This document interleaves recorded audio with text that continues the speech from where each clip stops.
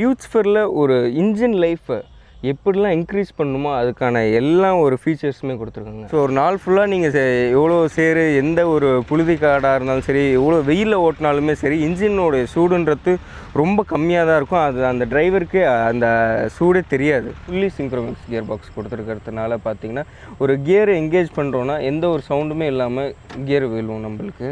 Creeper கியரோடைய ஸ்பீடுன்னு பார்த்தீங்கன்னா கிட்டத்தட்ட ஒரு 280 மீட்டர் அளவுக்கு தான் போகும் பர் ஹவருக்கே இந்த வண்டி. இண்டிபெண்ட்டான பிடிஓ கிளச் லிவர் கொடுத்துருக்கோம்.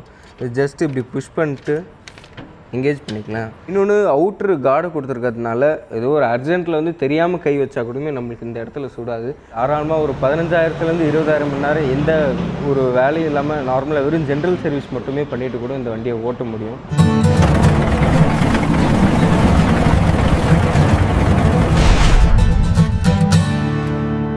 வணக்கம் கடலூர் மாவட்ட மக்களே, நான் உங்கள் ஸ்ரீ சுதா டிராக்டர்ஸ் சாமே டியூட்ஸ்ஃபர் டிராக்டர் கம்பெனிலேருந்து பேசுகிறேன். அதாவது 55 ஹெச்பியில் எனக்கு சிஆர்டி இன்ஜினும் வேணாம், டர்போ இன்ஜினும் இல்லாமல் ஒரு பியூர் இன்லைன் பம்ப் இன்ஜின் தான் வேணும்னு கேட்குறவங்களுக்காகவே இந்த வண்டி நம்ம எடுத்துகிட்டு வந்திருக்கோம். இந்த அக்ரோலக்ஸ் 55E மெயினான ஒரு ஸ்பெஷாலிட்டின்னு பார்த்தீங்கன்னா அது டயர் தாங்க. டயர் சைஸுன்னு பார்த்தீங்கன்னா 12.5 இன்ச் டயரும் பின்னாடி 16.9 இன்ச் டயருமே கொடுத்துருக்கோங்க. பெரிய சைஸ் டயர் கொடுத்ததுக்கான ஒரு மெயினான ஒரு ப்ளஸ் பாயிண்ட் என்னன்னு பார்த்தீங்கன்னா ஒரு டைம் சேவிங்காக இருக்கும்.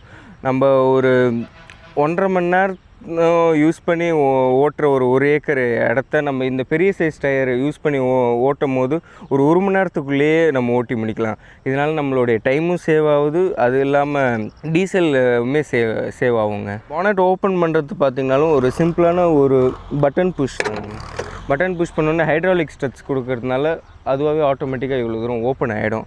ஸோ ஒரு இன்ஜினுக்கு வந்து ஃபுல் ஆக்சஸ் இருக்கும். நல்ல இவ்வளோ ஸ்பேஸ் இருக்கிறதுனால எந்த வேலையாக இருந்தாலும் ஈஸியாக பார்க்க முடியுங்கண்ணா. அடுத்து இன்ஜினில் வரும்போது நம்மளுக்கு ஒரு 55 ஹெச்பியில் ஒரு சிஆர்டி இன்ஜின் மெயின்டெனன்ஸ்ன்னு பார்க்கும்போது இந்த காலகட்டத்தில் ரொம்ப அதிகமான ஒரு செலவு தான் கொடுக்கும். இப்போ நார்மல் இன்லைன் பம்ப் இன்ஜினே கொடுக்கும்போது நம்மளுக்கு அந்த செலவுமே ரொம்ப கம்மியாக இருக்கும். ஃப்ரண்ட்டில் பார்த்திங்கன்னா நம்மளுக்கு வந்து ஆமரான் பேட்டரி கொடுத்துருக்காங்க இந்த இடத்துல கீழே. அப்படியே மேலே ஏர் ஃபில்டர்னு பார்த்திங்கன்னா ட்ரை ஏர் ஃபில்டர் டைப் தான் கொடுத்துருக்கோம். நெக்ஸ்ட்டு அதுக்கு பின்னாடி வந்திங்கனாலுமே தெரியும் நம்மளுக்கு ரேடியேட்டருன்றதும் மிச்சம் ஒரு 50 ஹெச்பி டிராக்டரோட கம்பேர் பண்ணும் இந்த 55 ஹெச்பியில் நல்லா ஒரு பெரிய ரேடியேட்டரே கொடுத்துருக்காங்க. இதனால் இந்த கூலிங் சிஸ்டமும் நல்லா ஒர்க் ஆகுது. ஸோ ஒரு நாள் ஃபுல்லாக நீங்கள் எவ்வளோ சேரு எந்த ஒரு புழுதி காடாக இருந்தாலும் சரி, எவ்வளோ வெயிலில் ஓட்டினாலுமே சரி, இன்ஜினோடைய சூடுன்றது ரொம்ப கம்மியாக தான் இருக்கும். அது அந்த டிரைவருக்கு அந்த சூடே தெரியாது. அப்புறம் நம்ம இன்ஜினில் சிலிண்டர்னு வந்தால் இது வந்து ஒரு 3 சிலிண்டர் இன்ஜினாக இருக்கும். 3000 சிசி கெப்பாசிட்டி இருக்கிற இன்ஜின் இது.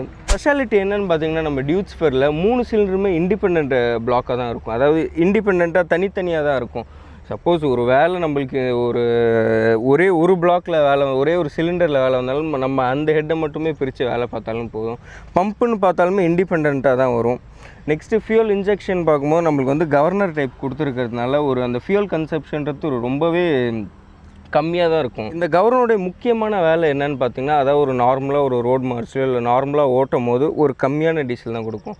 எந்த இடத்துல அதிகமான லோடு இழுத்து கொடுக்குறோமோ அந்த இடத்துல அதுவாகவே சென்ஸ் பண்ணி எக்ஸ்ட்ரா டீசல் கொடுக்கறதுனாலே ஃபியூல் கன்சப்ஷன் நல்லாயிருக்கும். டியூட்ஸ்ஃபரில் ஒரு இன்ஜின் லைஃப்பை எப்படிலாம் இன்க்ரீஸ் பண்ணணுமோ அதுக்கான எல்லாம் ஒரு ஃபீச்சர்ஸுமே கொடுத்துருக்காங்க. இப்போ பிஸ்டன் கீழே பார்த்திங்கன்னா பிஸ்டன் கூலிங் நாசில்னு கொடுத்துருப்பாங்க. அது ஜெட்டு மாதிரி என்ன பண்ணுவாங்கன்னா ஒரு ஸ்ப்ரே பண்ணிக்கிட்டே இருக்கும் அந்த ஆயிலில் பிஸ்டனு கீழே. பிஸ்டனோட வேலை என்னென்னா ஒரு சிலிண்டரில் மேலே கீழே போகும், மேலே கம்பஷன் நடக்கும். பிஸ்டன் வந்து மேலே கீழேன்னு போகும்போது கீழேருந்து இந்த ஆயில் தெரிக்கிறதுனால என்ன ஆகுனா ஒரு அந்த தேய்மானன்றது ரொம்ப கம்மியாக இருக்கும். இந்த தேய்மானம் கம்மியாகும் போது இன்ஜினோடைய லைஃப்னு பார்த்திங்கன்னா உங்களுக்கு நிறையா இருக்கும். அது இல்லாமல் ஹீட்டும் கம்மியாக இருக்கும், வண்டியும் ஒரு அடங்காமல் போகும். இதில் ஃபோர்ஸ் ஃபீட் லூப்ரிகேஷன் கொடுத்துருக்கிறதுனால பார்த்திங்கன்னா இன்ஜினில் இருக்க எல்லா இடத்துக்குமே ஆயில் சர்க்குலேஷன்றது வந்து ஒரு ப்ராப்பராக இதில் கொடுக்கும். இல்லாமல் ஒரு செங்குத்தான ஒரு இடத்துல போய் நின்னாலுமே இந்த கிராவிட்டியெல்லாம் வச்சு பார்த்தா ஒரு இன்ஜின் கீழே தான் வந்து ஆயில் வந்து இருக்கும். இந்த ஃபோர்ஸ் ஃபீட் லூப்ரிகேஷன் இருக்கிறதுனால முன்னாடி இடத்துல அந்த டைமில் இருக்காது.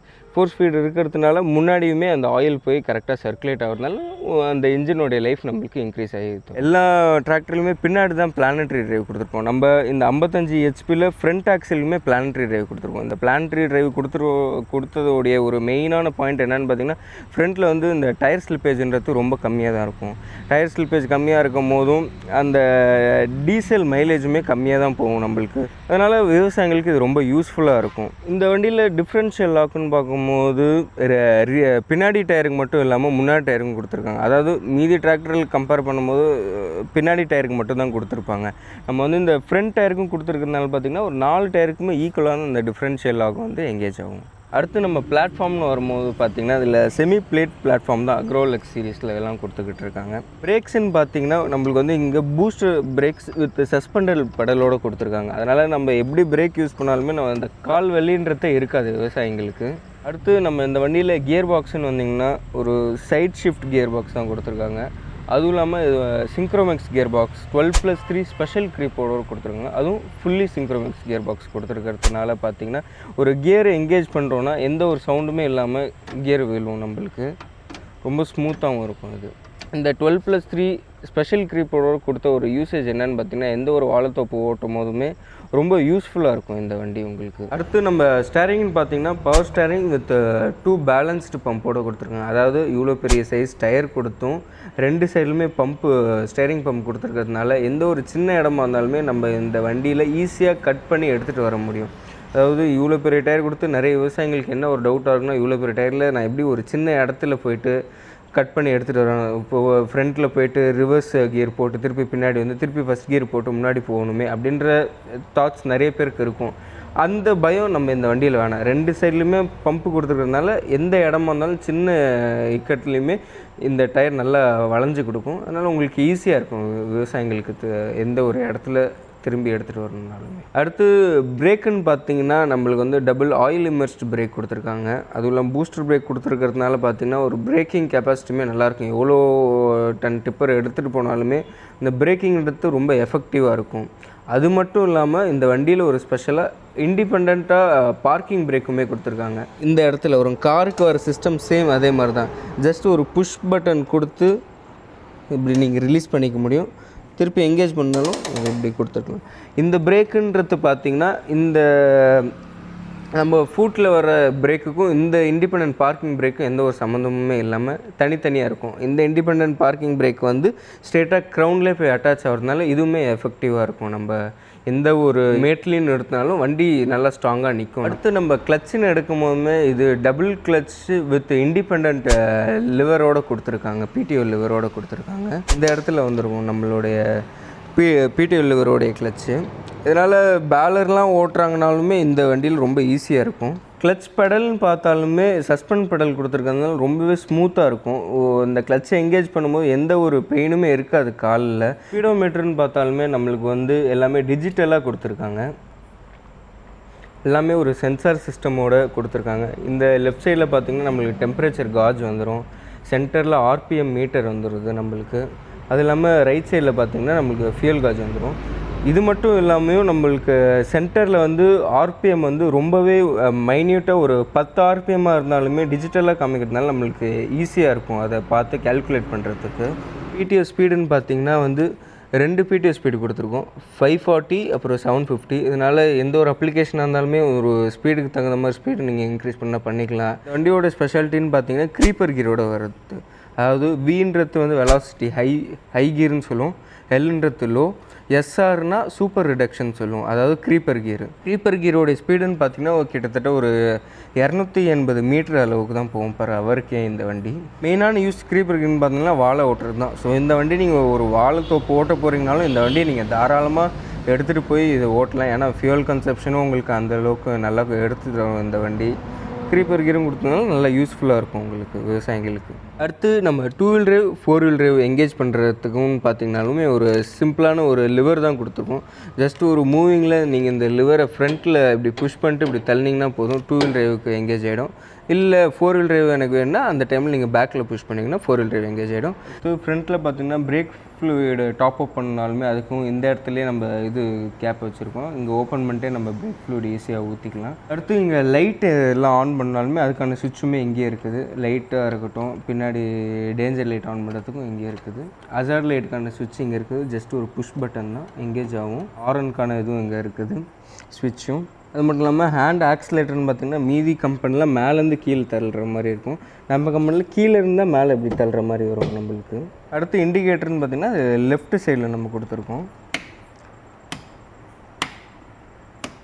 இதோடைய ஸ்விட்சஸோடைய குவாலிட்டின்னு பார்த்தாலுமே ரொம்ப ப்ரீமியமாக தான் இருக்கும். ஒரு மேட் ஃபினிஷில் தான் நம்ம கொடுத்துக்கிட்டு இருக்கோம். ஃப்ரண்ட் ஆக்சிலும் பார்த்திங்கன்னா நம்மளுக்கு ஹெவி டியூட்டி ஃப்ரண்ட் ஆக்சிலுமே கொடுத்து, அது மட்டும் இல்லாமல் நிறைய டிராக்டரில் கொடுக்காத ஒரு ஸ்பெஷாலிட்டின்னு பார்த்திங்கன்னா இந்த ப்ரீத்தர் தாங்க.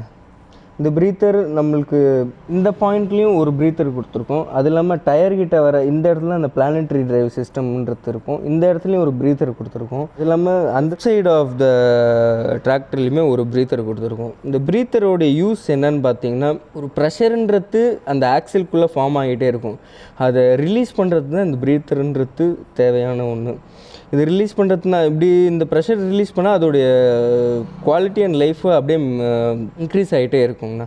நீங்கள் ஃபஸ்ட்டு எப்படி நீங்கள் டெலிவரி எடுத்துகிட்டு போகிறீங்களோ அதே மாதிரி லைஃப் லாங் நம்மளால் பராமரித்து வைக்கிறதுக்கு ரொம்ப யூஸ்ஃபுல்லான ஒரு ஃபீச்சராக இருக்குது. அடுத்து 4 வீல் டிரைவுக்கு வர ஷாஃப்ட்டுன்னு பார்த்தீங்கன்னா, மிச்ச டிராக்டர்லாம் பாடியிலேருந்து ரொம்ப ஒரு கீழே தான் வந்துருக்கும். நம்ம டிராக்டர்லாம் பார்த்திங்கன்னா பாடிக்குள்ளேயே இது அட்டாச்சாக ஆகிறதுனால எந்த ஒரு வரப்பாக இருந்தாலும் தட்டாமல் டேமேஜ் ஆகாமல் இருக்கும். அது அந்த ஷாஃப்ட்டும் கொடுத்து, ஷாஃப்ட்டுக்காக ஒரு கவரும் கொடுத்து சேஃப்டிக்கும் கொடுத்துருக்கோம் நம்ம. அடுத்து சைலன்சர்னு பார்த்திங்கனாலுமே நம்மளுக்கு லெஃப்ட்டில் இப்படி மேலே வர மாதிரி தான் இருக்கும். ஹைட்டும் பார்த்திங்கன்னா ரொம்ப ஹைட் இல்லாமல் எந்த ஒரு மரத்துலையும் நம்மளுக்கு இந்த சைலன்சர் தட்டாது. இன்னொன்று அவுட்ரு கார்டு கொடுத்துருக்கிறதுனால ஏதோ ஒரு அர்ஜென்ட்டில் வந்து தெரியாமல் கை வச்சா கூடமே நம்மளுக்கு இந்த இடத்துல சுடாது.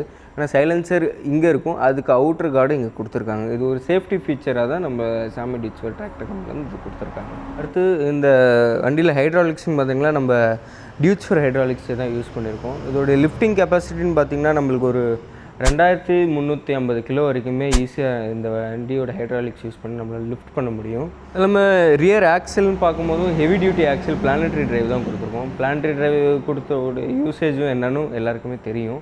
அது நல்ல ஒரு வீல் ஸ்லிப்பேஜ் ஆகாமல் போகிறதுக்கு நல்ல ஒரு யூஸ்ஃபுல்லாக இருக்கும். டயர் தேய்மானமும் ரொம்ப கம்மியாக இருக்கும். எந்த ஒரு இறக்கத்துலேயுமே பிடிச்சி போகும். ஃப்ரீயாக விட்ட மாதிரி போகாமல் பிடிச்சி போகிறதுனாலையும் நல்ல ஒரு சேஃப்டி ஃபீச்சர் தான் அது. அது மட்டும் இல்லாமல் நம்ம வண்டியில் காமனாகவே இந்த 2-வே வேல்வ்ன்றது கம்பெனி ஃபிட்டடாகவே வந்துடும். 2-வே வேல்வ் யூசேஜ்னு பார்த்திங்கன்னா நம்மளுக்கு எம்பி ஃப்ளோ, அதாவது ராக்கெட் கலப்பை, இல்லை ஒரு அண்டர்வேட்டர் மிஷின்லாம் யூஸ் பண்ணுறாங்கனாலுமே இது ரொம்ப யூஸ்ஃபுல்லாக இருக்கும். தனியாக போய் அதுக்குன்னு சார்ஜ் பண்ணி ஃபிக்ஸ் பண்ணுற அவசியன்றது இல்லை. மெயினாக நீங்கள் இந்த சாமே டியூட்ஸ்ஃபர் டிராக்டரை ஏன் எடுக்கணும்னு பார்த்தீங்கன்னா, இந்த வண்டி கொடுக்குற லைஃப்பும் இந்த டீசல் கன்சப்ஷன் தாங்க மெயினாக சொல்லுவோம். ஒரு லைஃப்னு பார்த்திங்கனாலுமே நம்மளால் தாராளமாக ஒரு 15,000 20,000 மணி நேரம் எந்த ஒரு வேலையும் இல்லாமல் நார்மலாக வெறும் ஜென்ரல் சர்வீஸ் மட்டுமே பண்ணிவிட்டு கூட இந்த வண்டியை ஓட்ட முடியும். டீசல் கன்சப்ஷன் பார்த்திங்கன்னா ஒரு 3.5 4 வரைக்கும் தான் போகும். சாயில் டைப் பொறுத்து கொஞ்சம் மாறும். அது மட்டும் இல்லாமல் மெயின்டெனன்ஸ் செலவுன்னு பார்த்திங்கனாலுமே வெறும் ஜென்ரல் ஆயில் சர்வீஸு, மெயின்டெனன்ஸ் அது மட்டும் பண்ணாலே போதும், வேறு எந்த ஒரு வேலையும் இருக்காது. கன்சப்ஷன் அண்ட் மெயின்டெனன்ஸ் இது ரெண்டுத்தையும் சேர்த்தாலுமே ஒரு பெரிய சேவிங்ஸாக தான் இருக்கும் விவசாயிகளுக்கு. ஸோ விவசாயிகள் இந்த வண்டியை நீங்கள் தாராளமாக நம்பி வந்து இந்த வண்டியை நீங்கள் எடுத்துகிட்டு போய் ஓட்டலாம். எல்லோரும் நம்ம இந்த அக்ரோலெக்ஸ் 55 ஸ்பெசிஃபிகேஷன் இது ஃபுல்லாகவே நம்ம பார்த்தோம்.